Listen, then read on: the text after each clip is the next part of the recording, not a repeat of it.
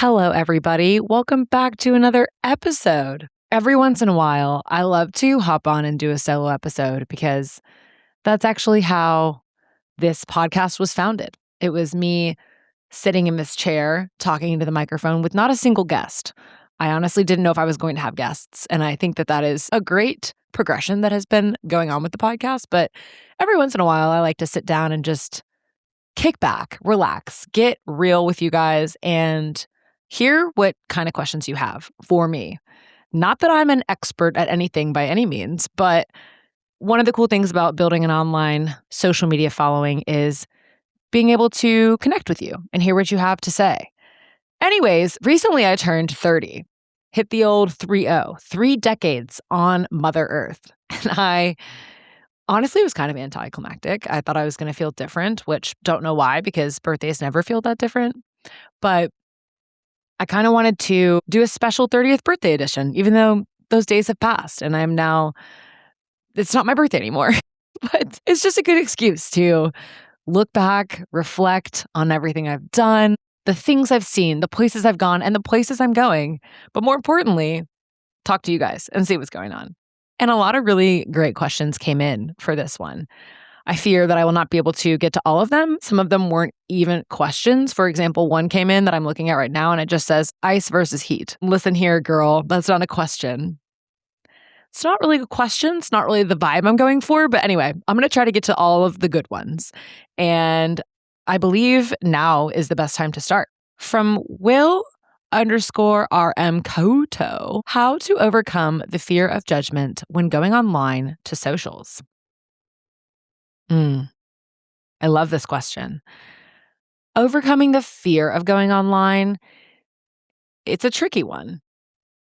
I think going into it with a plan is probably a good, safe bet, because if you accept the fact that uncertainty and fear and uncomfortability is part of the process, but you know that you have a plan in place, something is instilled that you're following, right? A progression of certain moves you're making in the online world, then it might be a little bit easier to accept.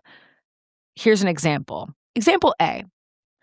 Roni decides she's going to create physical therapy content, but doesn't really know where she wants to go with it and kind of is sporadically posting and trying different things all the time and feeling a little self-conscious about it because some of it's not performing well. She thinks people are talking about her behind her back. That's option A.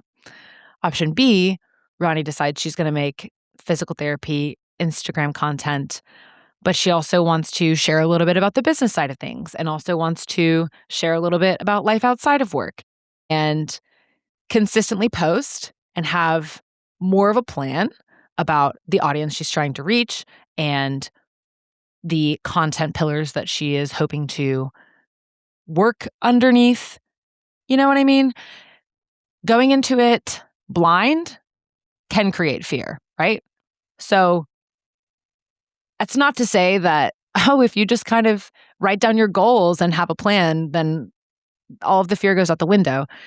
It still can be a little bit nerve-wracking when you think, oh my gosh, people are actually going to see this. But I don't know. At the end of the day, just remember this.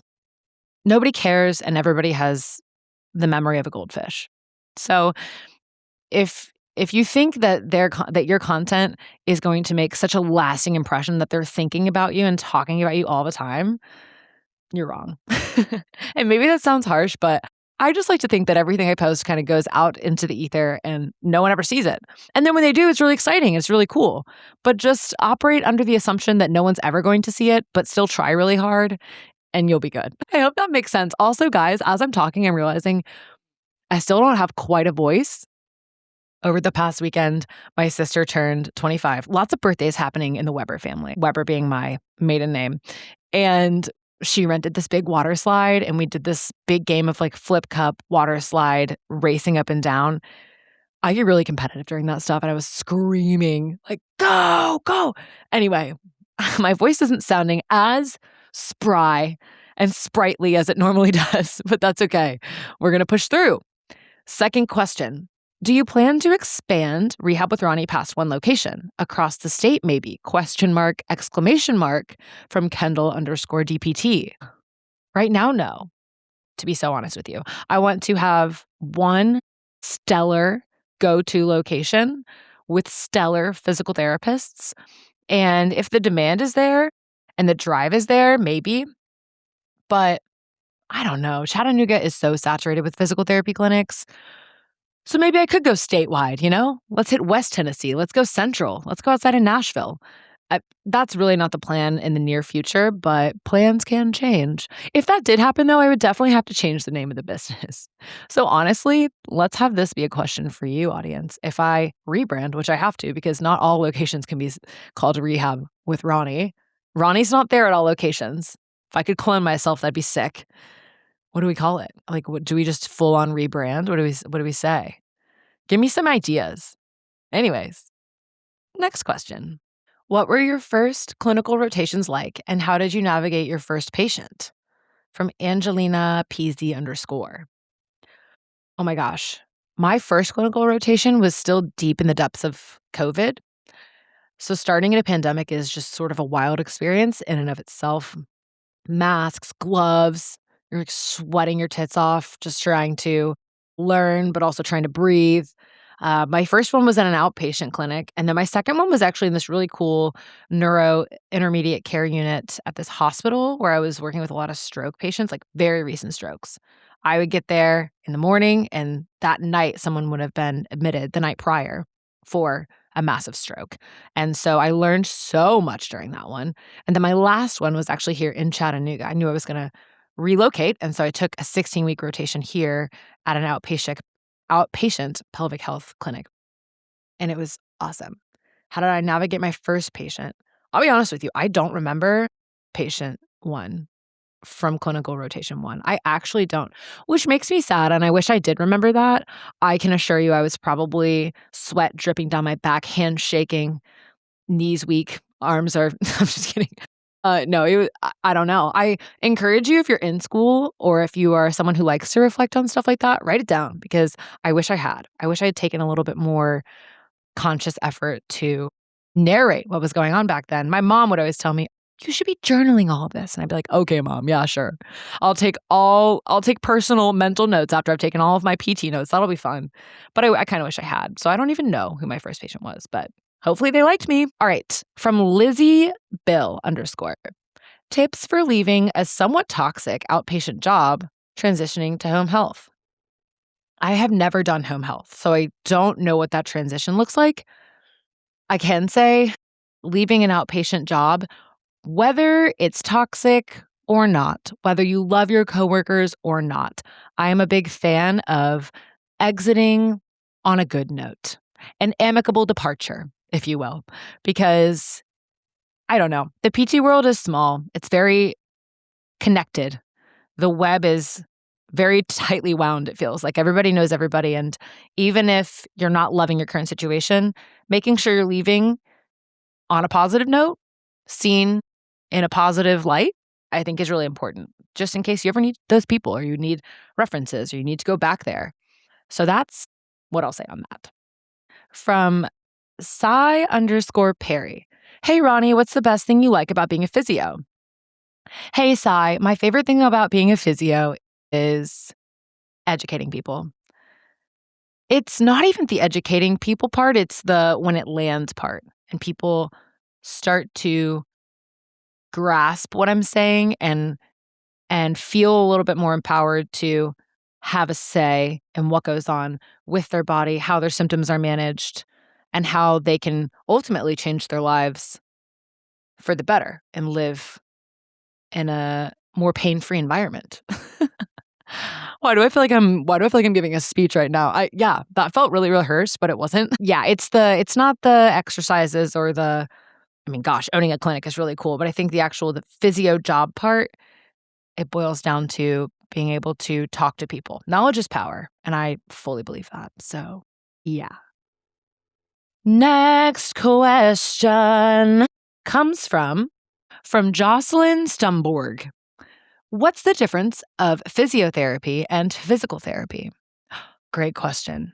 Honestly, I'm so glad we're addressing this because there is such a disparity between the two. Just kidding, guys. It's the same thing. One's just super Australian, British, or pretty much any other country in the world. And then in the United States, it's physical therapist. So the same profession. I think the schooling might be a little bit different country by country. Actually, I know that it's different. Some are doctorates, some are masters, but ultimately, we all do the same stuff. All right, next question is from Matt Hud16. Give us your leg workouts. Smiling, crying face. Okay, literally the next question says Psychoplant Ago. Psychoplant Ago says, how did you build that perfect thighs? Heart eyes. So here's the thing, guys. I feel like I post leg exercises on my account all the time. So please go review the library of resources that I have provided for you because I'm always baffled when people are like, oh my gosh, what do you do to work out? I'm like, what do you mean? I am giving you my like routine monthly, multiple times a month. Anyways, yeah, I understand. And I have to constantly remind myself this. New people are finding my account all the time, and that's fair. I must remember that just because I posted it last month or the month before, Mr. Matt Hud16 might have just now found me and not known what my leg routine is. So you know what? I'm actually going to backtrack and I'm going to say I'll keep on posting it, and I'm sorry for my attitude. I'll keep on keeping on. And that's truly something that I'm working on. I feel like if I say something on my account one time, everyone knows it, but like that how silly of me. How self-centered of me. No one's listening. Back to point number 1. No one's hearing you, no one cares, and no one remembers. So you must persevere and keep saying the same shit over and over again. Okay. Honestly, before I move to the next question, now I'm starting to feel bad for not giving any specific answers since there were 2 questions about legs. So why don't I say this? I probably hit legs twice a week. And then once a week, I'm also running. But I'm running some serious hills, right? We're getting some serious elevation gain. So it's not like a little cute jog. It's like a, whew, she's gassed at the end of it. And when I'm hitting legs, it's either double dumbbell work, like lunges, split squats, curtsy lunges, lateral lunges, or barbell work, like RDLs, back squat, front squat. And that's it. Leg extension, hamstring curls, sometimes a little hip thrust, pretty much all the regular leg exercises you would think about.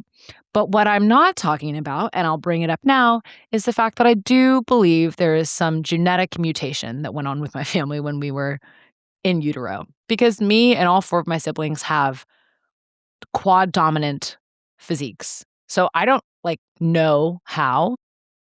I do feel like I could not work out for a month and then come back and do a couple quad extensions and they would just be popping. So let's not forget that genetics do play a part in it. I don't want to be silly and be like, just do these exercises and you'll have my legs. No, there's definitely a lot of other genetic components, epigenetics, muscle structure, even just the structure of your bones and the angle of your hip to your leg. Like a lot of different things impact how your legs look. So anyway, super long-winded answer, but I feel bad for not addressing it. So we're moving on now. From _Drew. What was your biggest learning curve as you were developing as a clinician? First thing that comes to mind, pattern recognition. Pattern recognition meaning seeing similar presentations and being able to draw conclusions and understand that they are probably going to get better with X exercises and this type of education and this type of timeline. Not everything you see in the clinic is a novel thing, right? Like there are a lot of injuries that sort of just repeat. You're like, wow. Sometimes me and Delaney, my PT, talk about it often. Feels like we go through seasons in the clinic where all of a sudden everyone is coming in with lateral elbow pain and then everyone's coming in with Achilles issues. And of course, there's nuance and everyone's healing timeline is going to look a little bit different, but being able to look at someone, hear what they're saying, and then kind of have this feeling of this pattern, of this cadence of how the treatment's going to go, it just takes time. That was the biggest learning curve because in the beginning, you just don't know. You're like, I don't know. I don't know how long this is going to take. I don't know what the heck is going on with your knee, Judy. We're just going to work on it. We're going to figure it out. And then you get better. From Kenny McCarron. What was your main driver to start your own clinic? Funny enough, when I think about this, I don't think I left my PT job even knowing I was starting my own clinic. It was such a literal bootstrap operation. Was just I just viewed myself as I'm just going to go treat patients over here. I don't even think I thought this is a clinic. This is a practice. I remember it was months into me treating people on my own inside of this gym space I was renting out of. And the gym owner goes, "Oh, this is Roni. She has her own practice." And when he said that, I was like, "What? I do? I do? Are you sure?"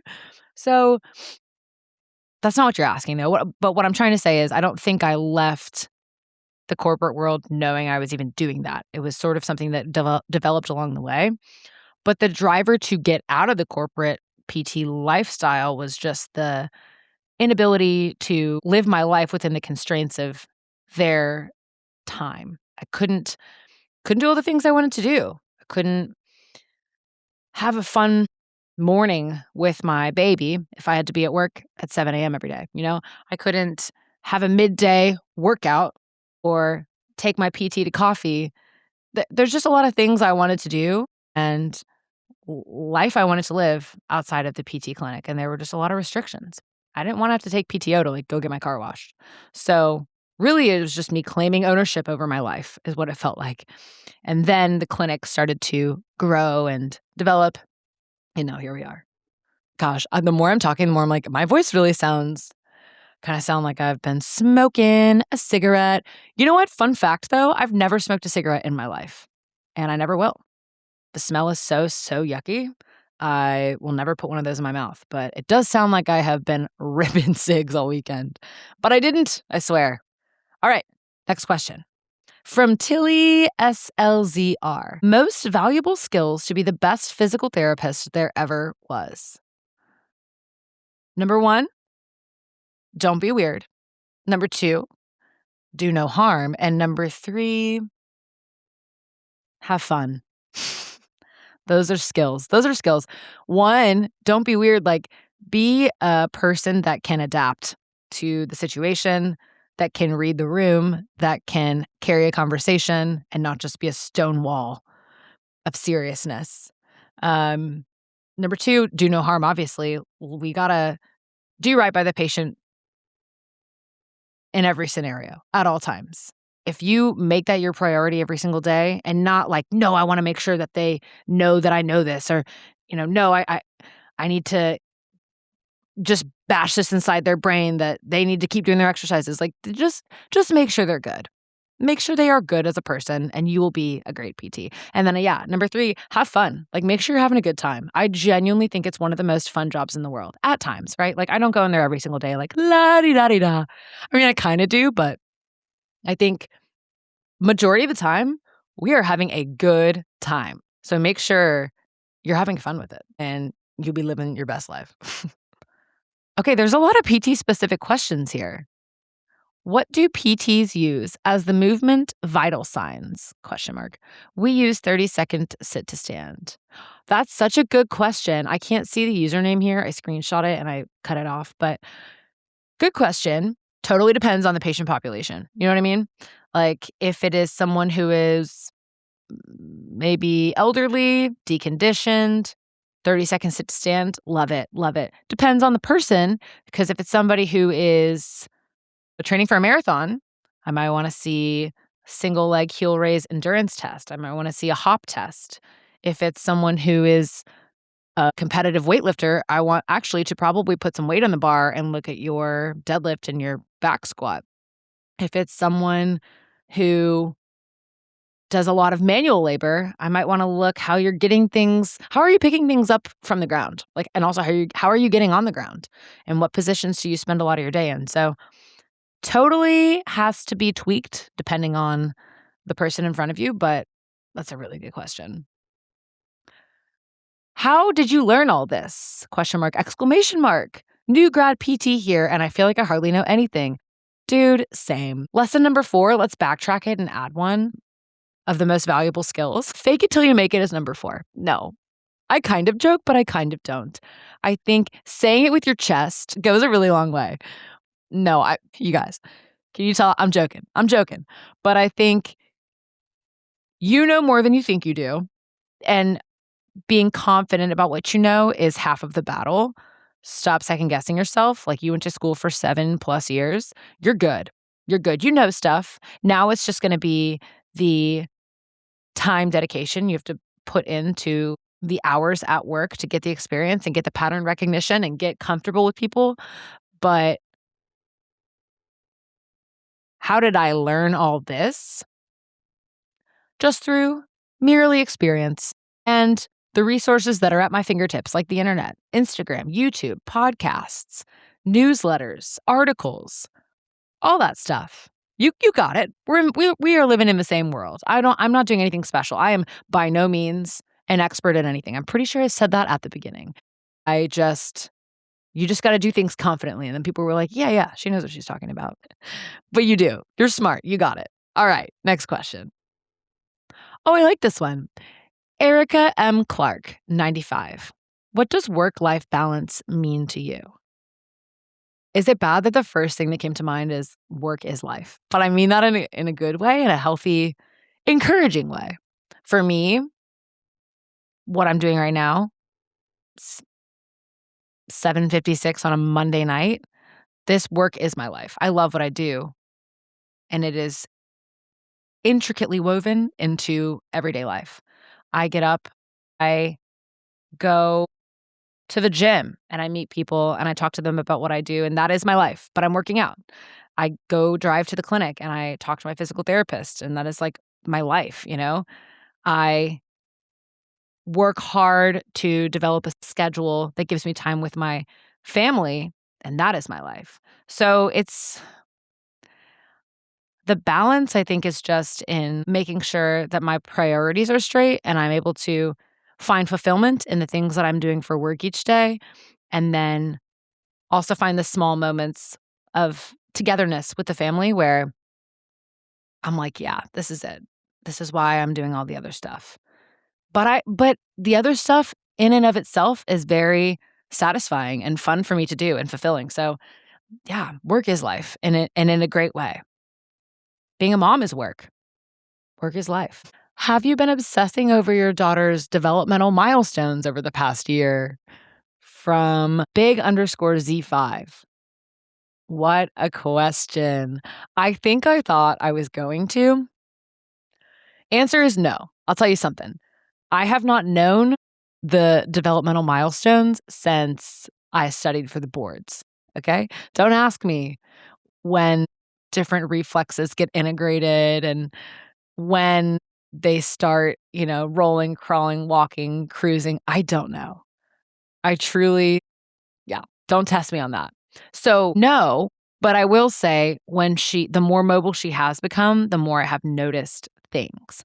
I'm like, "Oh my gosh, that right foot's a little more pronated and she's kind of favoring her left hand. She's grasping more with this side." Like, so I notice stuff and I definitely probably overthink it a little bit. And then I just remind myself, you know, she's hitting all of them as far as I'm concerned, as far as the doctor's concerned. It's all good.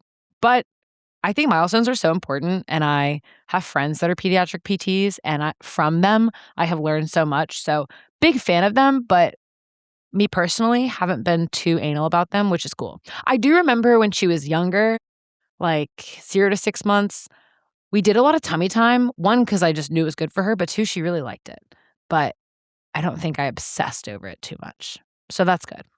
Okay, next one is from Truff35.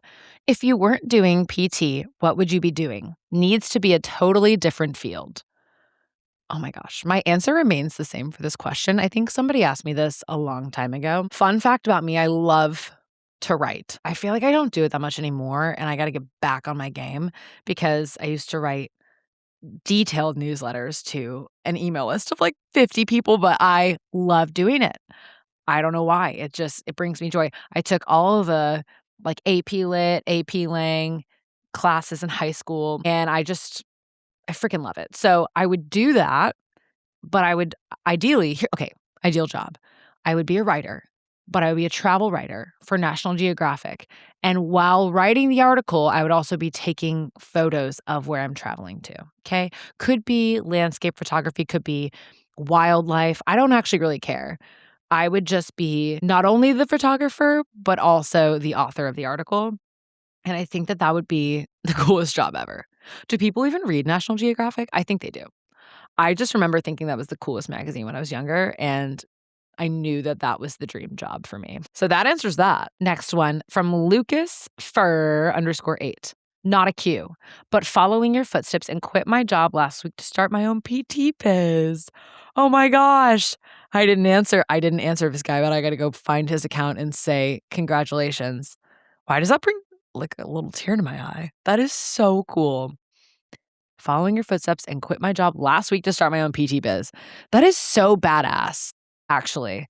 I feel like there is this new wave of single clinician owned PT clinics that is just up and coming. There are a lot of people that are interested in what I'm doing, what other people are doing in a similar boat. And it's beautiful. I think a lot more people are aware of the fact that you can do your own thing as a physical therapist, when in the past it just felt like there were 3 paths you could go down. You could go into neuro, you could go into ortho, or you could be a peds PT. And like nobody ever really thought seriously about starting their own clinic, at least not in my friend group and not in my brain. But hell yeah, Lucas. Let me know how it's going. Send me a follow-up message. From Alan Engel.pt. If you started over today, brick and mortar clinic again or online/virtual instead? This is the best question I've come across so far. Let me tell you something. I love the brick and mortar business. Okay. This is like something that I have been musing over a lot in my mind. That's not the right word. Mulling over a lot in my mind. And I've talked about it a lot with my PT too, because while I have the in-person business, the brick and mortar, I also have, since the spring, started offering virtual rehab programming as well. And now that I've been doing both, I can firmly say that nothing can replace, for me, that in-person care. It's the reason that I went into the profession in the beginning, and the reason that I still love it so much today. I'll give you a little story actually, and I think it's relevant to the question. I had a crash out moment about a month ago with just sitting on the front porch with my husband, and I was like, I feel a little overwhelmed taking these online clients, taking care of a PT, taking care of an in-person caseload, a small one, but still, you know, accomplishing the podcast stuff every month, spending enough time with our daughter. I was just starting to feel like split brain, but not split. Like it was like a porcupine brain, like going in so many different directions. And he turned to me and he said, which one gives you the most energy? Like not which one is the most financially lucrative, which one builds you up the most? And without a drop of doubt, it is the in-person clinic. I love it so much. I love seeing my patients. I love seeing Delaney. I love in real time making a change, hearing about people's days, hearing about how I've impacted their life. Nothing can take away from that. It is the best. I firmly believe that. So yeah, if I started today, brick and mortar 100%. But I still think that there is a really cool opportunity for people to hybrid it and sort of maybe see people for 6, 8, 12 visits and then move to more of a online, here's your program. I'm a physical therapist. I'm going to progress it accordingly. I think that that is totally something that's worth doing and out there. And also, I'm not knocking virtual rehab programming. I love my rebuilder clients. I love Taylor Cannon. She's been on the podcast multiple times, and I've been amazed at how much I'm enjoying the online stuff. I just think for me personally and the business that I like doing, it all comes from the in-person stuff. That's like the most joy that I get out of my work. But I love the podcast too, and I love my online too. So I think that there's a good place for all of them. You guys should go back and listen to the episode with Ray Gorman. He is a great resource for people that want to have an online portion of their business. He coaches people on how to have in-person and virtual. So anyway, lots to say about that, but I really, really like that question. And it's fun to reflect and think of It's like a good exercise to do just alone. If you're looking at the work that you do, if you do multiple things or if you just have one job and there's multiple facets of it, which part of this job energizes me? Which part of this job drains me, you know? And it was a cool exercise for me because it definitely made me know what's worth pouring more time and energy into and maybe what kind of things can fall to the wayside. So, cool. Wait, I love this. Is it possible, despite genetic history of no one in your family having abs, to acquire a six pack? From Wakanya Forever. I'm going to say yes. And I don't know. Two-part answer. Yeah, I don't know. But I think yes. I think, I mean, it's a very old saying, but I'll say it. Abs are made in the kitchen. I think if you can have a lean diet, a clean diet and exercise and do abs regularly, working those abdominals and multiple planes of movement, right? Like we're doing crunches, we're twisting, we're lateral bending, we're doing some oblique movements. Yeah, I think you can get a six pack. I genuinely do. Cut back on some of that water weight, maybe do some water manipulation. That's a term I learned from my sister who does bodybuilding competitions. Yeah, just because no one in your family has, I think you can. Wakanya forever. I think you can. Okay. Louis Tool asked, as a PT, do you recommend people prep for certain activities, i.e. skiing, since not normal muscle? Yeah, definitely. I honestly believe that so much of what I see in the clinic and virtually comes from when life's demands do not match the body's capacity for handling whatever demand that was. Great example is skiing. Sure. Lots of back and forth, cut movements. And if we're not training the muscles that support those positions, and then we're just going to go weekend trip, woohoo, and ski for 20 hours, having not skied in 8 months, you are susceptible for injury for sure. I would say more so than if you spent, 4 months training for ski season. So 100%. That is probably why PTs exist, is because people don't prep enough and they find themselves injured. Okay, I think we have time for two more questions. So Nicole.dinis said, overwhelmed with so many areas to train/rehab, what type of physio exercises are most important? Honestly, I feel that, especially if you are chronically scrolling on the internet and your feed looks like mine, which is like, don't do this, stop doing this, make sure you're doing this. It's like, geez, how do I prioritize? Let me just tell you, Nicole, what I do, and I don't really have any pain right now. And I can really only speak from my personal experience and obviously, of course, the experience of being a physical therapist for years. But in the effort to keep things concise, I'll just tell you what I do. I don't do too many PT specific movements, but I do try to train in a way that attacks multiple planes of movement. I like to incorporate, let's say, 2 days of legs, 2 days of upper body, a day of running, and probably a day of more PT specific things. I actually don't think it has to be too complicated. Like if it's a leg day, think of one or two maybe heavier lifts you want to do. Maybe that's heavy dumbbell lunges or a heavier back or front squat or a weighted step up. And then move to the lateral plane. So then start doing, lateral lunges or banded side steps. And then let's do some rotational things. So maybe you're doing like a DNS star plank or a side plank with a clamshell, like just activating muscles in multiple planes of movement and getting really strong with both legs on the ground and also being strong with single leg stability. That stuff, they're checking so many boxes. And then the same goes for upper body. Like, let's definitely get a push pull, but then let's also make sure that we're rotating through our thoracic spine. And let's make sure that we're working on overhead stability. Maybe that just looks like an overhead carry. But I think it's less about what specific exercise and more about the principle. Like, let's just ensure that you're training with a well-rounded approach, full body, multiple planes of movement, and let's make sure that we're also resting adequately. Okay? Sometimes I think people just do too much. They're just doing too much.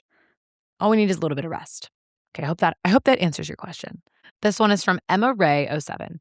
How do you go about discharging patients that want to stay forever? That's a good one. Honestly, on day 1, I tell them, "My goal is for you to not need me anymore." I do. I do be saying that. And of course, I'm also asking their goals. And maybe they don't know that they wanna stay forever. Maybe they haven't fallen in love with me yet. But I make it pretty clear from the get-go.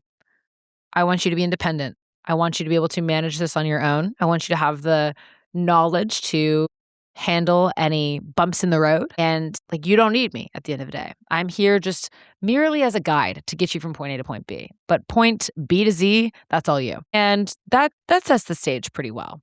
There are some people that genuinely just want to come and like exercise or get dry needling and want to come for more than their plan of care.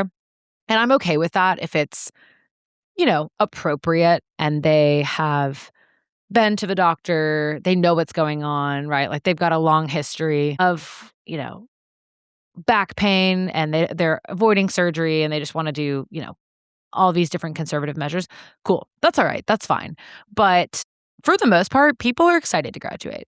Like we build it up. We get excited. We talk about their gym program and how we're going to move to that and the t-shirt and the Google review they're going to write. So discharge day is fun and it's not goodbye. It's see you later. I'm always the door is always open and I'm happy to see people for other issues, but in no way am I fostering an environment of dependency. I'm like, you literally don't need me. I am just a girl. So I hope that helps. Guys, this has been so fun. Let me double check. Let me make sure there weren't any other ones that I just thought could really hit the crowd.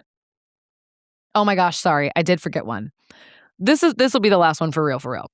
From Benny Y'all _ For the young physios, what is the best advice you'd give a young physio? Well, young physio, you know what? Speaking of writing, speaking of how I love to write, I wrote an article called Advice to the PT Student, I think, or Advice to the Young Physical Therapist. It's one of those. You know what? I'll put it in the show notes. But much of what I said there and what I will echo now is find a good mentor, first and foremost. It is scary out there to try to have your own caseload and live your life and feel confident without good guidance. Yes, we go to 7+ years of school, but there is so much more to being a physical therapist that isn't learned in the academic world that's only done through hands-on experience. And what a great way to prepare yourself by having a great mentor. So do that and take great continuing education courses. That's going to vary depending on the person. Depends on what you want to learn. But I took so many. I probably took 4 in my first 2 years, 4 or 5 in my first 2 years. I was just eating it up. And those are going to get you excited to go back to the clinic on Monday and treat and feel good about your job. And then third, just accept that you don't know everything. Don't try to be a hero. So stay humble. Make sure that your patient knows that you don't know everything. If you feel like you really know what's going on, then by all means, move forward, onward. But if you are piecing things together and trialing and erroring, let them know. Hey, this is what I think is going on. I'm not 100% sure. We're talking to your doctor, we're talking to whoever, and we're gonna work this out, and I'm gonna do my best, and I'm gonna, talk to everybody I know and do research and do the best that I can. Do the best that you can do, but don't have a stick up your butt and try to be the perfect PT. If it's not working, ask for help, talk to the mentor that you have established, and you'll be good to go. Oh my gosh. 40-something minutes later, and we are closing it up. You guys, thanks for listening. Lots of really good PT-specific ones today. Feels good to do another solo episode. Funny enough, I haven't gone back and listened to it, but episode number 1, I remember sitting here with the microphone in my face and my heart was beating like 120 beats a minute. I was so nervous to talk to myself. It's funny how just pure exposure can really dampen the effect of nerves and cortisol spiking, It's just like, whatever, it's fine.